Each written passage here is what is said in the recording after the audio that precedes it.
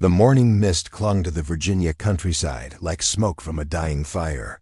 But Lieutenant General Ulysses Simpson Grant knew that by day's end, real smoke would fill these fields. Standing outside his headquarters tent near Cold Harbor Crossroads, Grant studied the tactical maps spread before him, his weathered fingers tracing the Confederate defensive positions that stretched like a deadly crescent across the landscape. Major General George Gordon Meade approached with urgent dispatches from the front lines. "General Grant, our reconnaissance reports indicate that General Lee has positioned his forces in an exceptionally strong defensive formation," Meade reported, his voice carrying the weight of concern that had been building for days. Grant's penetrating gaze remained fixed on the map. The overland campaign had been grinding forward relentlessly since early May, each battle more brutal than the last. The Wilderness, Spotsylvania Courthouse, each engagement had demonstrated Robert Edward Lee's tactical genius and the Confederate Army of Northern Virginia's stubborn resilience. Now at this obscure crossroads named Cold Harbor, Grant sensed that the decisive moment of his Virginia campaign was approaching. The strategic importance of Cold Harbor could not be overstated. This network of rural roads represented the last natural defensive position between the Union Army of the Potomac and the Confederate capital of Richmond. If Grant could break through Lee's lines here, the war might finally reach its conclusion. But Lee understood this reality equally well, and had spent precious time fortifying his positions with an intensity that reflected his desperation. Confederate earthworks snaked across the terrain in intricate patterns, designed to maximize defensive firepower while minimizing exposure to Union artillery. Tree branches had been sharpened into deadly abatis, creating obstacle courses that would channel attacking infantry into predetermined killing zones. Behind these formidable barriers, seasoned Confederate veterans waited with rifles loaded and bayonets fixed. General Lee himself had supervised much of the defensive preparation, his gray beard and tired eyes reflecting the enormous pressure he faced. The Army of Northern Virginia had been steadily weakened by months of continuous fighting, and Lee knew that his men could not sustain indefinite offensive operations. Cold Harbor represented perhaps his final opportunity to inflict such devastating casualties on Grant's forces that Northern political support for the war might finally collapse. As referenced in Bruce Catton's comprehensive analysis in A Stillness at Appomattox, the tactical situation at Cold Harbor presented both commanders with extraordinary challenges that would test their military judgment under the most extreme circumstances. The Union forces numbered approximately 108,000 men, while Lee commanded roughly 62,000 Confederate troops. Despite this numerical disadvantage, Lee's defensive positioning potentially neutralized much of Grant's superior strength. The Confederate general had learned through bitter experience that well-prepared defensive positions could multiply the effectiveness of smaller forces exponentially. Grant's staff officers debated the wisdom of direct assault against such formidable fortifications. Major General Winfield Scott Hancock, commanding the Second Corps, expressed reservations about attacking prepared positions without adequate artillery preparation. Major General Horatio Gouverneur Wright, leading the Sixth Corps, similarly questioned whether conventional assault tactics could succeed against Lee's expertly constructed defenses. But Grant's strategic philosophy remained unchanged. The Union possessed overwhelming advantages in manpower, industrial capacity, and logistical support. Each day of delay allowed Lee additional time to strengthen his positions and potentially receive reinforcements. Grant believed that sustained pressure, regardless of immediate tactical costs, would eventually break Confederate resistance through sheer attrition. The evening of June 1st witnessed feverish preparations on both sides. Union soldiers cleaned their weapons, wrote letters home, and quietly discussed the coming battle with the grim resignation of veterans who had survived too many similar engagements. Confederate defenders checked their ammunition supplies, reinforced their earthworks, and prepared for what they sensed would be one of the war's most decisive confrontations. The pre-dawn darkness of June 2nd found both armies locked in tense anticipation, the commanders wrestling with decisions that would determine the fate of thousands. General Lee paced behind his defensive lines, his keen tactical mind analyzing every possible Union approach. The Confederate commander understood that this battle represented more than mere military strategy. It embodied the very survival of the Confederacy itself. Lee's defensive scheme relied heavily on the expertise of his corps' commanders, particularly Lieutenant General Richard Stoddard Ewell and Lieutenant General Ambrose Powell Hill. These experienced officers had positioned their troops to create overlapping fields of fire that would devastate any frontal assault. The Confederate earthworks incorporated lessons learned from previous battles, featuring traverse walls and enfilading positions that could deliver murderous crossfire against attacking columns. Meanwhile, Grant faced mounting pressure from his own subordinates to reconsider the planned assault. Major General Gouverneur Kemble Warren, commanding the 5th Corps, had conducted personal reconnaissance of the Confederate positions and returned with deeply troubling assessments. The defensive works appeared even more formidable than initial reports had suggested, featuring multiple lines of trenches connected by communication passages that would allow rapid reinforcement of threatened sectors. The political dimensions of the Cold Harbor decision weighed heavily on both commanders. Grant understood that President Abraham Lincoln faced enormous pressure from Northern voters who had grown weary of the war's seemingly endless casualties. Every major engagement of the Overland Campaign had produced staggering losses without achieving decisive victory, leading some politicians and newspaper editors to question Grant's aggressive strategy. Secretary of War Edwin McMaster Stanton had sent discreet messages urging Grant to consider alternative approaches that might achieve strategic objectives without massive casualties.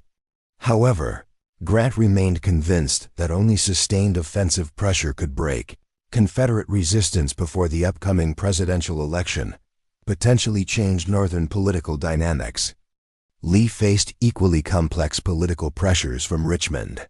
President Jefferson Finis Davis had grown increasingly frustrated with the Army of Northern Virginia's inability to achieve decisive victory despite Lee's tactical brilliance. Confederate resources were dwindling rapidly, and Lee knew that his army could not sustain much longer the defensive warfare that had characterized recent months. The morning of June 2nd witnessed extensive maneuvering as both armies adjusted their positions. Union reconnaissance revealed that Lee had extended his defensive lines during the night, creating an even more formidable barrier across the Cold Harbor front. Confederate engineers had worked tirelessly to strengthen weak points identified during previous skirmishing, adding additional layers of obstacles and improving artillery placement. Grant's final war council convened at his headquarters as staff officers presented updated intelligence assessments. Major General Andrew Atkinson Humphreys, serving as Chief of Staff, outlined the tactical challenges facing each Union corps. The 2nd Corps under Hancock would assault the Confederate left flank, while the 6th Corps under Wright would attack the center. The 5th Corps under Warren would demonstrate against the Confederate right, potentially exploiting any weaknesses that developed during the main assault. Colonel Ely Samuel Parker, Grant's military secretary, documented the general's final instructions to his corps commanders. The assault would commence at dawn on June 3rd, preceded by artillery bombardment designed to disrupt Confederate defensive preparations. Each attacking column would advance with fixed bayonets, seeking to overwhelm individual defensive positions before Confederate reserves could respond effectively. Lee spent the evening of June 2nd visiting his frontline positions, speaking personally with regimental commanders, and inspecting defensive preparations.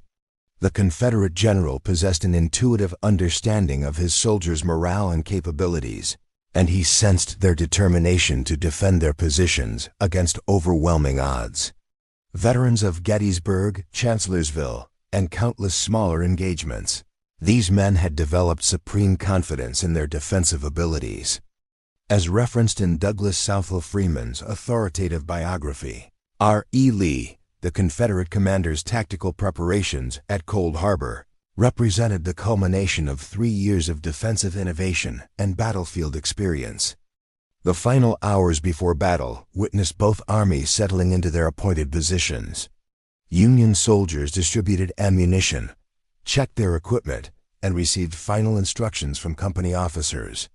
Many veterans wrote brief notes to family members, understanding that the coming assault might be their last earthly communication.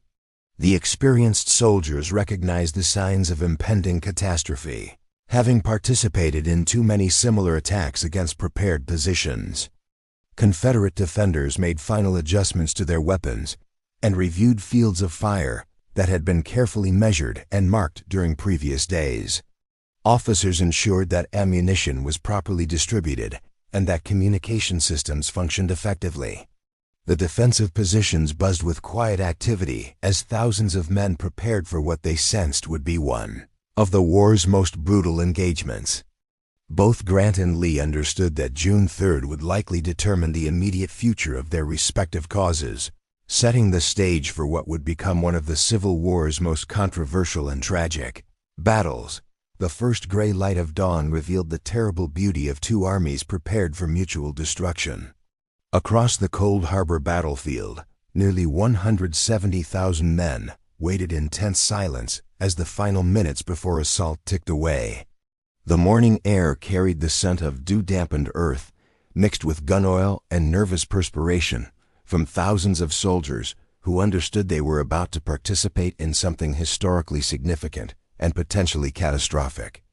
Major General Winfield Scott Hancock positioned himself where he could observe the Second Corps' advance across the rolling terrain toward Confederate positions. His veteran soldiers, many of whom had fought together since the Peninsula Campaign of 1862, formed assault columns with practiced efficiency despite their obvious apprehension. These men had survived Antietam, Fredericksburg, Gettysburg, and countless smaller engagements, but something about Cold Harbor felt different, more ominous and final. Confederate Brigadier General Evander McIver Law watched the Union preparations through his field glasses, counting regimental flags and estimating the strength of the approaching assault. From his defensive position, Law could see that Grant had concentrated overwhelming force against specific sectors of Lee's line, hoping to achieve breakthrough through concentrated pressure rather than broad front assault.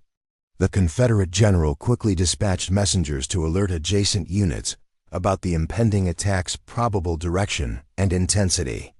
At precisely 4:30 a.m., Union artillery opened the preliminary bombardment that Grant hoped would suppress Confederate defensive fire during the infantry assault. Dozens of cannons roared simultaneously, sending shells screaming toward Lee's carefully prepared earthworks. The thunderous barrage echoed across the Virginia countryside, announcing to both armies that the decisive moment had finally arrived. However, the artillery preparation proved disappointingly ineffective against Lee's sophisticated defensive works.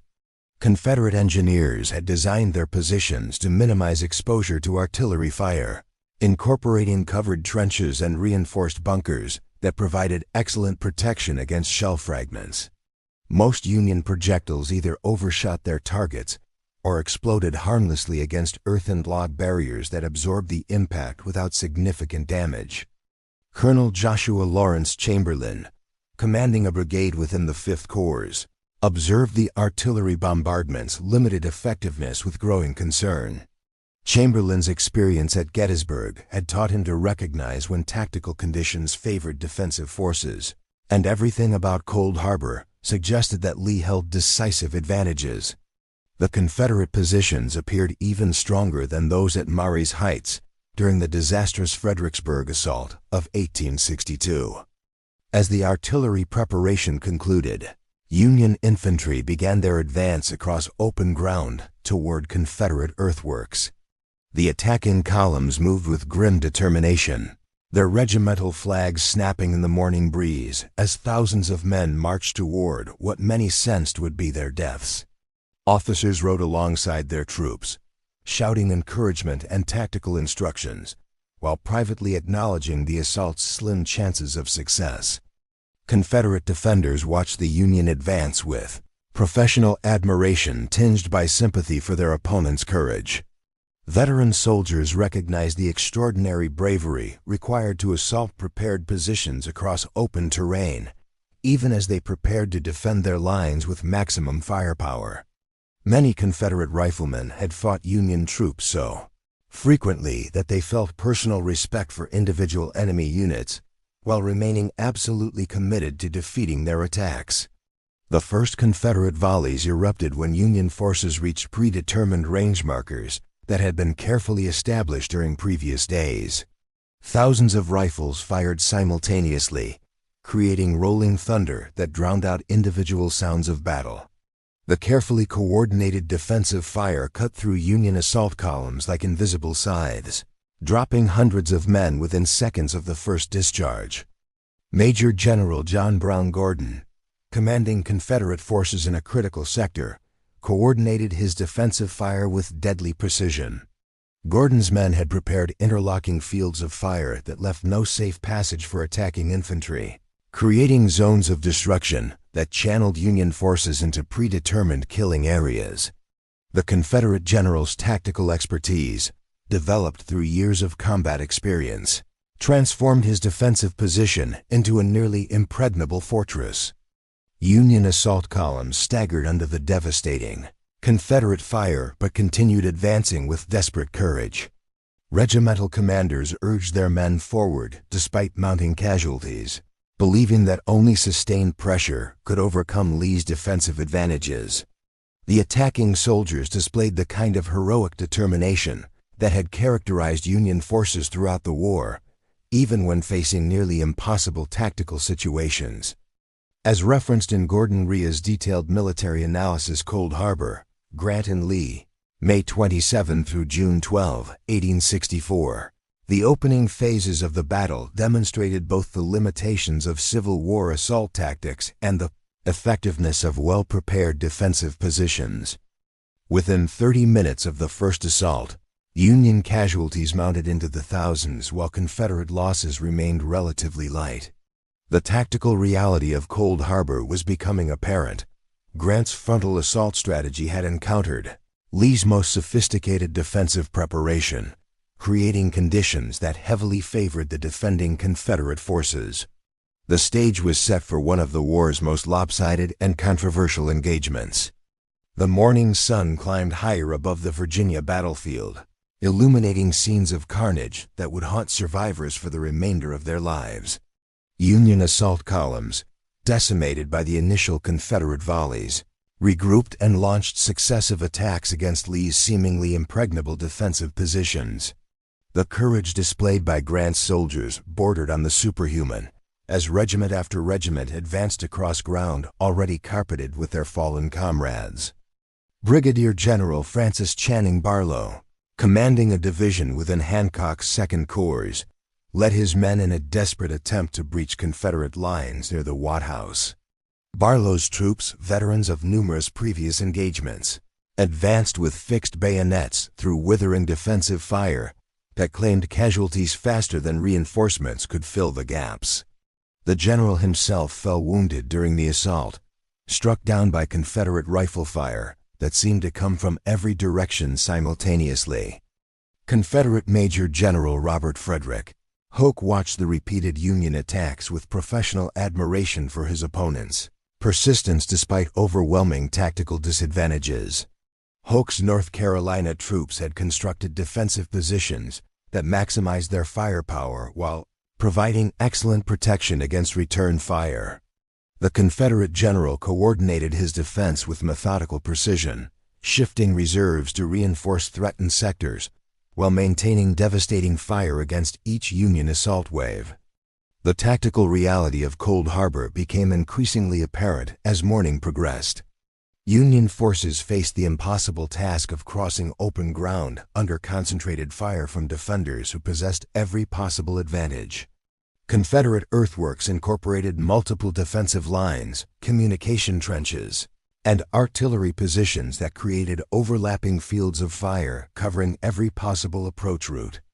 Major General Governor Kemble Warren, observing the carnage from his 5th Corps position, sent urgent messages to Grant, requesting permission to suspend his attacks. Warren's military experience convinced him that continued frontal assaults would achieve nothing except additional casualties without meaningful tactical gains. The general's reconnaissance had revealed that Confederate positions were even stronger than initially assessed, featuring defensive innovations that made breakthrough virtually impossible. Lee moved along his defensive lines, personally directing the battle's critical phases while encouraging his troops to maintain their deadly accurate fire. The Confederate commander recognized that Cold Harbor represented perhaps his final opportunity to inflict casualties, severe enough to potentially influence Northern public opinion against continuing the war. Every Union soldier killed or wounded at Cold Harbor was one fewer man available for Grant's subsequent operations. Union artillery commanders desperately sought to suppress Confederate defensive fire through concentrated bombardment, but Lee's engineers had designed their positions to minimize vulnerability to indirect fire. Most artillery shells exploded harmlessly against reinforced earthworks or overshot their targets entirely. The few direct hits that damaged Confederate positions were quickly repaired by reserve troops who had prepared for such contingencies. Colonel Emory Upton, whose tactical innovations had achieved limited success at Spotsylvania, attempted to coordinate concentrated assaults against specific Confederate strong points. Upton's approach emphasized speed and concentration rather than broad front attacks, hoping to achieve local breakthrough before Confederate reserves could respond. However, even these refined tactics proved inadequate against Lee's sophisticated defensive preparation. The human cost of Cold Harbor's morning assault mounted horrifically as Union casualty. Reports reached Grant's headquarters. Regimental commanders reported losses of 50 to 70% in some attacking units, with entire companies virtually eliminated during single assault waves. Field hospitals overflowed with wounded soldiers, while burial details struggled to collect the dead from areas still under Confederate fire. Confederate casualties remained relatively light despite their active defensive role. Lee's earthworks provided excellent protection against Union rifle fire, while the tactical situation prevented effective Union artillery suppression of Confederate positions. Most Confederate losses occurred among units that attempted limited counterattacks or occupied positions vulnerable to Union sharpshooter fire. As referenced in Ernest Bolt Ferguson's comprehensive battle study, Not War But Murder, Cold Harbor 1864, the morning's fighting demonstrated the enormous tactical advantages that prepared defensive positions provided during the Civil War era. Major General Ambrose Everett Burnside, commanding the 9th Corps, received orders to support the main assault despite his reservations about the tactical situation. Burnside's troops had participated in numerous previous battles under Grant's command, but Cold Harbor presented uniquely challenging conditions that seemed to favor defensive forces overwhelmingly. The general reluctantly prepared his men for what he privately believed would be a futile sacrifice. By 8 months, Grant's assault had stalled completely across the entire Cold Harbor front. Union forces held advanced positions within rifle range of Confederate earthworks, but could advance no further without sustaining prohibitive casualties. The tactical stalemate established during the morning's fighting would characterize the remainder of the battle, as both armies settled into positions that neither could abandon without enormous cost. The stage was set for Grant's most controversial decision of the entire war, whether to continue attacking Lee's impregnable positions or acknowledge that Cold Harbor represented the limits of Union offensive capability against prepared Confederate defenses. The battlefield silence that followed the morning's carnage carried an ominous quality that veteran soldiers recognized immediately. Union forces lay pinned down within rifle range of Confederate earthworks, unable to advance or retreat without sustaining additional casualties. Grant faced the most difficult decision of his military career: acknowledge tactical failure and suspend the assault, or continue attacking in hopes that persistence might eventually achieve breakthrough. Major General George Gordon Meade approached Grant's headquarters with casualty reports that painted a devastating picture of the morning's fighting. The Army of the Potomac had suffered approximately 7,000 casualties in less than 4 hours, with some regiments reduced to company strength by Confederate defensive fire. Meade's weathered face reflected the horror of what he had witnessed, and his voice carried unprecedented urgency as he briefed his commanding general. Grant studied the tactical maps with characteristic stoicism, but those who knew him best recognized signs of internal struggle. The general's strategic philosophy emphasized maintaining pressure against Confederate forces regardless of immediate costs, believing that Union advantages in manpower and resources would eventually prove decisive. However, Cold Harbor presented tactical conditions that challenged even Grant's aggressive instincts. Lieutenant Colonel Theodore Sanford Bowers, serving as Grant's adjutant general, documented the flood of requests from Corps' commanders seeking permission to suspend their attacks.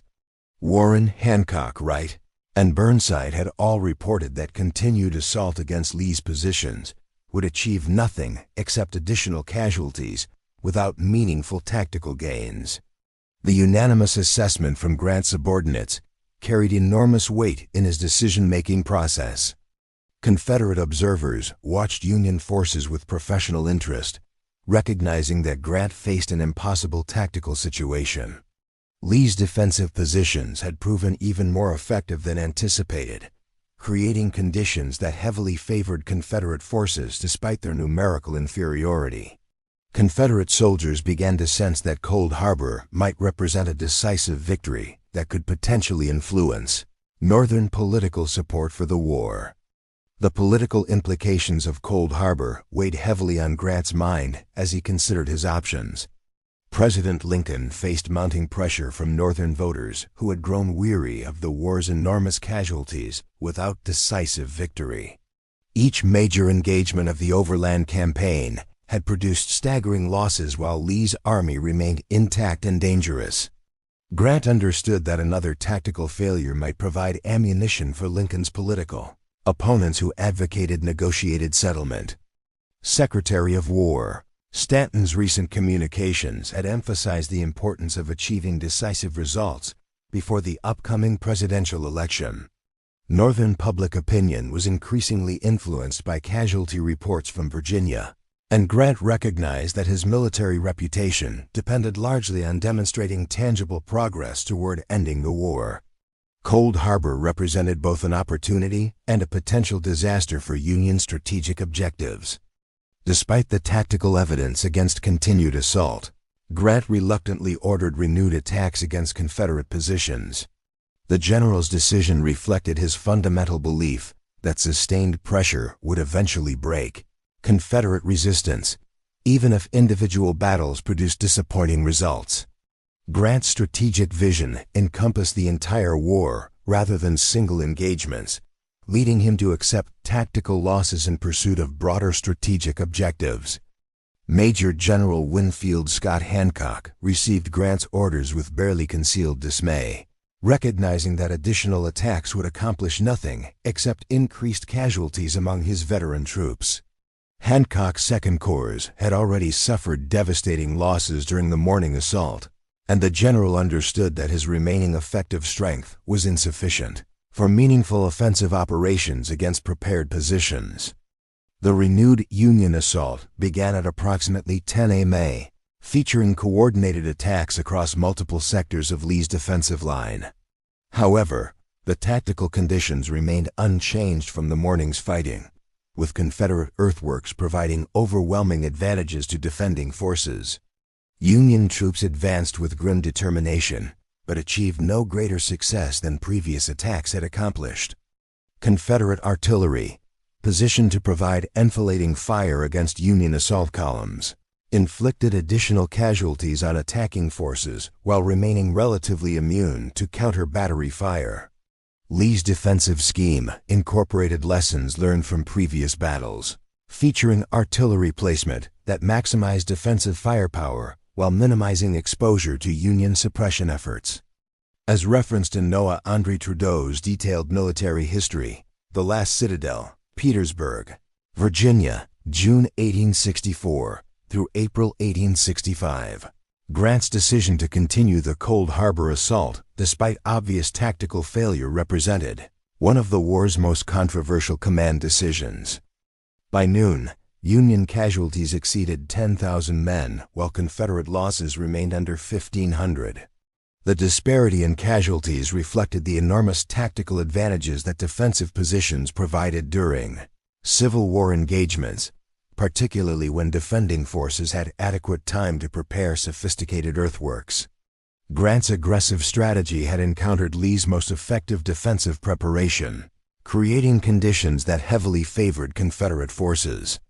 Union medical personnel struggled to evacuate wounded soldiers from areas still under Confederate fire, while burial details attempted to collect the dead during brief informal truces. The human cost of Cold Harbor was becoming apparent to both armies, establishing the battle's reputation as one of the war's most lopsided and tragic encounters. The brooding silence that settled over Cold Harbor battlefield after the failed Union assaults carried the weight of tactical disaster and human tragedy. Grant's headquarters buzzed with staff officers attempting to compile accurate casualty reports while managing the logistical nightmare of evacuating thousands of wounded soldiers from positions still under Confederate observation. The commanding general himself maintained characteristic composure, but privately wrestled with the implications of his most costly tactical failure. Major General Ambrose Everett Burnside, whose 9th Corps had participated in the day's futile assaults, submitted reports that painted a devastating picture of Union losses. Entire regiments had been reduced to skeletal strength, with some companies consisting of fewer than 20 effective soldiers.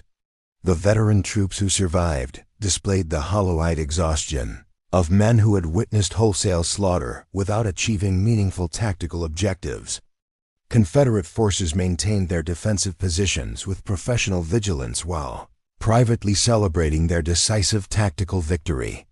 Lee's sophisticated defensive preparation had proven devastatingly effective against Grant's direct assault tactics, demonstrating that proper earthworks could neutralize significant numerical advantages.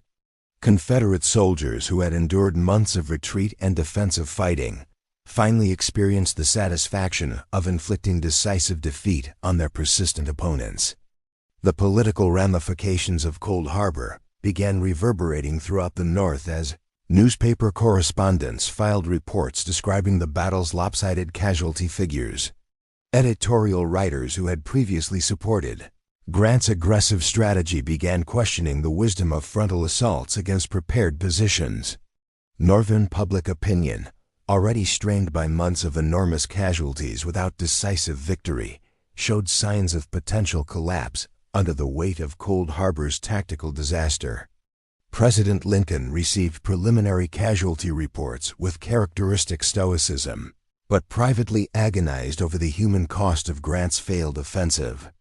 The president understood that Cold Harbor's casualties would provide powerful ammunition for his political opponents who advocated negotiated settlement with the Confederacy. Lincoln's re-election prospects depended largely on demonstrating tangible military progress, and Cold Harbor represented a significant setback for Union strategic objectives. Secretary of War Edwin McMaster Stanton convened emergency meetings with congressional leaders to address potential political fallout from the Cold Harbor disaster. Northern newspapers had begun comparing Grant's tactics to those of Burnside at Fredericksburg, suggesting that the Union command had learned nothing from previous tactical failures. Stanton understood that continued public support for the war required demonstrable progress toward victory rather than repetitive tactical disasters. Grant's personal correspondence during this period revealed the profound impact that Cold Harbor had on his strategic thinking. The general acknowledged privately that direct assault against prepared positions had proven far more costly than anticipated, leading him to reconsider tactical approaches for subsequent operations. Cold Harbor represented a watershed moment in Grant's military education, forcing him to adapt his aggressive instincts to Civil War battlefield realities. Lee capitalized on his defensive victory by strengthening his positions further while considering options for exploiting Grant's tactical failure. The Confederate commander recognized that Cold Harbor had provided his army with renewed confidence and demonstrated that proper defensive preparation could neutralize Union numerical advantages. Lee's strategic thinking began incorporating lessons learned from Cold Harbor's defensive success into future operational planning. The immediate aftermath of Cold Harbor witnessed tragic scenes as Union burial parties attempted to collect their dead from areas still under Confederate fire. Informal truces developed gradually as both sides recognized the humanitarian necessity of clearing battlefield casualties. Confederate soldiers, despite their tactical victory, displayed professional respect for their opponent's courage while assisting with casualty evacuation when possible.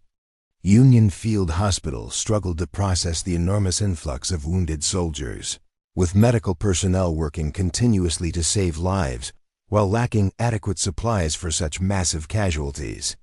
Many wounded men lay unattended for hours due to the sheer number of casualties and the danger involved in battlefield evacuation. The medical crisis following Cold Harbor highlighted the inadequacy of Civil War-era battlefield medicine for processing such concentrated casualties. As referenced in Drew Gilpin Faust's comprehensive study, This Republic of Suffering, Death and the American Civil War, the Cold Harbor casualty figures represented one of the conflict's most concentrated examples of battlefield mortality and its impact on both armies and civilian populations. Grant began planning strategic alternatives that would avoid direct confrontation with Lee's defensive positions while maintaining pressure on Confederate forces. The general's tactical education at Cold Harbor convinced him that siege warfare and maneuver might prove more effective than continued frontal assaults. This strategic reassessment would influence Union operations for the remainder of the Virginia campaign. By June 4th, both armies had settled into defensive positions that acknowledged the tactical stalemate created by Cold Harbor's fighting. Union forces maintained advanced positions within rifle range of Confederate earthworks, but made no further attempts at direct assault. Lee's army remained in their prepared positions, content to maintain defensive advantages while monitoring Union strategic responses. The Battle of Cold Harbor had effectively ended, leaving both armies to contemplate the implications of Grant's tactical failure and Lee's defensive triumph for the broader course of the Civil War. The week following Cold Harbor's decisive battle witnessed both armies grappling with the profound implications of Grant's tactical failure and Lee's defensive masterpiece. Union casualty reports continued mounting as medical personnel processed wounded soldiers and burial details completed their grim work. Final casualty figures revealed the battle's devastating impact. Grant had lost approximately 13,000 men compared to Lee's 1,500 casualties, creating one of the war's most lopsided tactical outcomes. Major General George Washington Getty, commanding a division within the 6th Corps, submitted detailed after-action reports that analyzed the tactical factors contributing to Union defeat. Getty's professional assessment emphasized Lee's sophisticated defensive preparation and the inadequacy of Civil War assault tactics against properly constructed earthworks. The general's recommendations influenced subsequent Union tactical doctrine, encouraging greater emphasis on siege warfare and indirect approaches. Confederate morale soared following their decisive defensive victory, with soldiers who had endured months of retreat and defensive fighting finally experiencing the satisfaction of inflicting major defeat on their persistent opponents. Lee's tactical success at Cold Harbor demonstrated that numerical inferiority could be overcome through superior defensive preparation and terrain selection. Confederate newspapers celebrated the victory as evidence that Southern military leadership remained superior despite material disadvantages.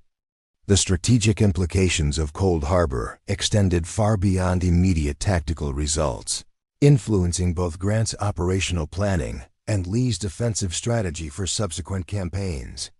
Grant's recognition that frontal assault against prepared positions was prohibitively expensive led him to adopt siege tactics and maneuver warfare that characterized later operations around Petersburg. The battle represented a fundamental shift in Union strategic thinking from direct confrontation to attritional warfare. Northern public reaction to Cold Harbor proved even more devastating than Confederate defensive fire had been to Union assault columns. Newspaper editorials condemned Grant's tactics as wasteful and incompetent, comparing the battle to previous tactical disasters at Fredericksburg and Chancellorsville. Political opponents of Lincoln's administration seized upon Cold Harbor as evidence that Union military leadership lacked the competence necessary to achieve victory. President Abraham Lincoln faced mounting political pressure as Cold Harbor's casualties became public knowledge. Republican Party leaders expressed concerns about Lincoln's re-election prospects if Grant continued producing tactical failures that generated enormous casualties without meaningful progress toward ending the war. The president's private correspondence revealed his anguish over the human cost of Grant's strategy while maintaining public support for continued offensive operations. General Lee used the respite following Cold Harbor to reorganize his defensive positions while considering strategic options for exploiting Grant's tactical failure. The Confederate commander recognized that his army's morale had been substantially restored by their defensive victory, but he also understood that numerical attrition would eventually favor Union forces regardless of tactical outcomes. Lee's strategic planning began incorporating assumptions about prolonged siege warfare rather than mobile operations. Grant's headquarters became the center of intense strategic reassessment as staff officers analyzed lessons learned from Cold Harbor's tactical failure. Colonel Ely Samuel Parker documented Grant's evolving strategic thinking, noting the general's increased emphasis on maneuver and siege tactics rather than direct assault. The tactical education provided by Cold Harbor would influence Union operations throughout the remainder of the war. Union Corps commanders submitted comprehensive reports analyzing the tactical factors that contributed to their failure at Cold Harbor. Major General Gouverneur Kemble Warren's assessment emphasized the inadequacy of preliminary artillery preparation against sophisticated earthworks.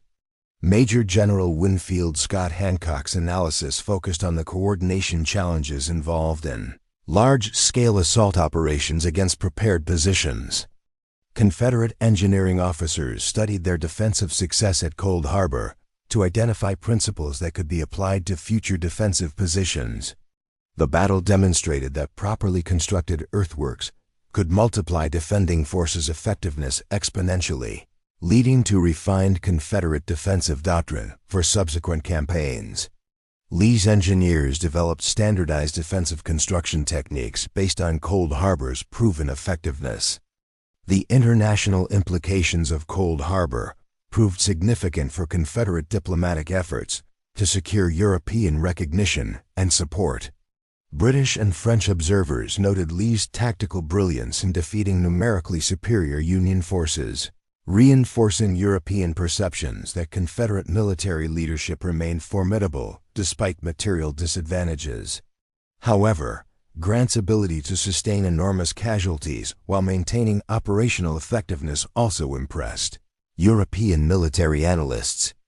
As referenced in Stephen W. Sears' authoritative military history, Landscape Turned Red, the Battle of Antietam, Cold Harbor represented the culmination of defensive tactical evolution that had characterized Civil War battles since 1862. Medical personnel from both armies struggled with Cold Harbor's aftermath as wounded soldiers required treatment that exceeded available resources.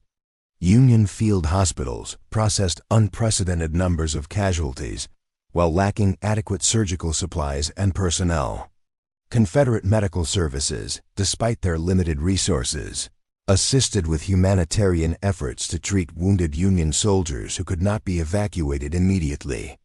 The psychological impact of Cold Harbor extended throughout both armies, affecting morale and tactical confidence in different ways. Union soldiers who survived the battle developed profound skepticism about frontal assault tactics, leading to decreased enthusiasm for aggressive operations. Confederate troops gained renewed confidence in their defensive capabilities while recognizing their continued numerical inferiority, and prolonged campaigns. The shadows of Cold Harbor stretched far beyond the Virginia battlefield, where 13,000 Union soldiers had fallen in futile assault against Lee's impregnable earthworks. As summer progressed into autumn, the battle's controversial legacy continued influencing military strategy, political calculations, and public opinion throughout both North and South. Grant's tactical failure had created ripple effects that would reshape the war's final phase and establish Cold Harbor's reputation as one of the Civil War's most debated engagements. General Grant's strategic adaptation following Cold Harbor demonstrated the battle's profound impact on Union operational doctrine. Abandoning direct assault tactics that had characterized the overland campaign, Grant initiated the siege of Petersburg in mid-June, employing the patient attrition warfare that would eventually achieve victory. The tactical lessons learned through Cold Harbor's costly failure proved instrumental in Grant's subsequent success, though at enormous human cost that haunted the general for the remainder of his life. President Lincoln's re-election campaign faced severe challenges as Cold Harbor's casualty figures became widely known throughout the North. Democratic opponents seized upon the battle as evidence of Republican incompetence in conducting the war, arguing that negotiated settlement would prevent additional needless bloodshed. Lincoln's political survival required demonstrating military progress that could justify continued sacrifice, leading to increased pressure on Grant to achieve decisive results through less costly methods. Lee's defensive triumph at Cold Harbor provided temporary strategic breathing space for the Confederacy, but the Confederate commander recognized that numerical attrition would eventually prove decisive regardless of tactical victories.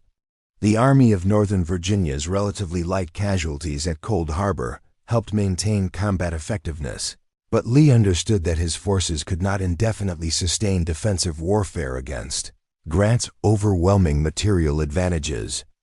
Northern newspaper coverage of Cold Harbor evolved from initial triumphant reports to harsh criticism as accurate casualty figures became available.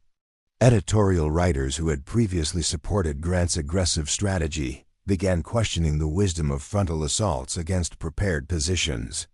The New York Tribune's Horace Greeley wrote scathing editorials comparing Grant's tactics to those of failed predecessors, suggesting that Union command had learned nothing from previous tactical disasters. Confederate propaganda efforts exploited Cold Harbor's lopsided casualty figures to support arguments for continued resistance, despite overwhelming Union material advantages. Southern newspapers portrayed Lee's defensive victory as evidence that Confederate military leadership remained superior to Union generalship.